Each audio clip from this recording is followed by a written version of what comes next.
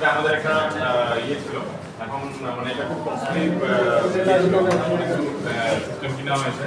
তো এখানের মধ্যে এক্সরে কীভাবে রিপেয়ার করা হয়, এক্সরে কীভাবে ক্যালিব্রেট করতে হয়, প্লাস সিটি স্ক্যান, এমআরআই, এইসব যে মেশিনগুলো আছে এগুলোকে কীভাবে ক্যালিব্রেশন করতে হয় এগুলো আমাদের এখানে সিমুলেটর আছে। আসলে ইসিজি মেশিন এইসবগুলোর সিমুলেশনের ইয়েগুলো আমরা এখানে করাতাম। এখানে যেমন এখানে একটা আছে পেশেন্ট সিমুলেটর, এবার ক্যালিব্রেটেড আছে কিনা, মানে ওইটা কাজ করছে কিনা, ঠিক আছে।